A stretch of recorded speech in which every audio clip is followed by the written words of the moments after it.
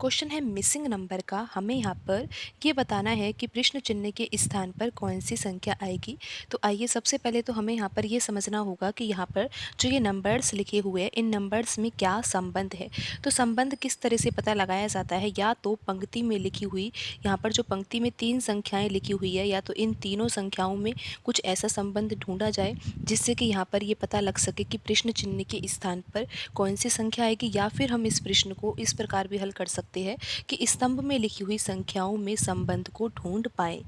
तो यहाँ पर हम इस प्रश्न को हल करेंगे पंक्ति वाइज की, यानी कि पंक्ति में जो ये 3 संख्याएं लिखी हुई है इन तीनों संख्याओं में क्या संबंध है वो हम पता लगाएंगे, और फिर उससे हमें पता लगेगा कि प्रश्न चिन्ह के स्थान पर कौन सी संख्या आएगी। तो आप यहाँ पर देखिए कि जो फर्स्ट रो है उसमें लिखा हुआ है 44, 49 और 37। तो इन तीनों संख्याओं में क्या संबंध है, तो आप यहाँ पर ध्यान से समझिए कि ये लिखा हुआ है 44 और यहाँ पर लिखा हुआ है 37। अगर हम 44 में से 37 को घटा देते हैं तो कितना आता है, 7 आता है। 44 में से 37 को घटाने पर 7 आता है। और आप यहाँ पर देख रहे हो कि यहाँ पर एक संख्या 49 लिखी हुई है और 49 का संबंध 7 से है। अगर हम 7 का वर्ग करेंगे तो 49 आ ही जाएगा। आप एक बार फिर से समझिए कि यहाँ पर हम किस पैटर्न की बात कर रहे हैं। हम यहाँ पर क्या कर रहे हैं, 44 में से 37 घटा रहे हैं जिससे 7 आ रहा है, और फिर 7 का वर्ग करने पर 49 आ रहा है, और यहाँ पर जो संख्या लिखी हुई है वो 49 ही लिखी हुई है। अब हमें क्या करना होगा, हम डायरेक्ट इस पैटर्न को यहाँ पर दूसरी रो में नहीं लगा सकते हैं, क्योंकि अभी हमें पता ही नहीं है कि ये पैटर्न सही भी है या नहीं। इसकी जांच की जाएगी, और जांच कैसे करेंगे, यहाँ पर जो तीसरी रो है, तीसरी रो में तीनों संख्याएं लिखी हुई है, इन तीनों संख्याओं में भी हम वही पैटर्न लगाएंगे जो हमने पहली रो में लगाया है, जिससे यहाँ पर 49 आया है।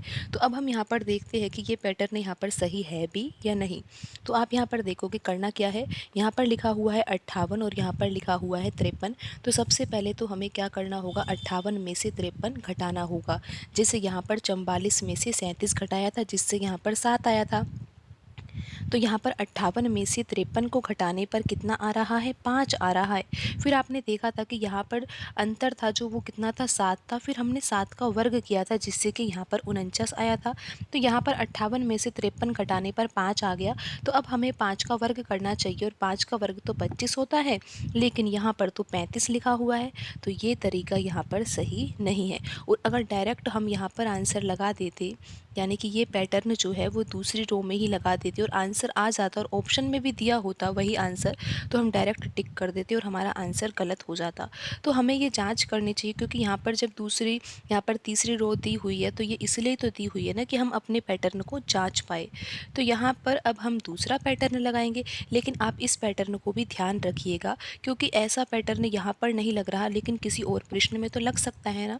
तो ज़रूरी तो ये है कि आप ज़्यादा से ज़्यादा पैटर्नों को सीख पाओ, क्योंकि आपको भी कई पैटर्न लगाने पड़ेंगे जब जाके आंसर आता है।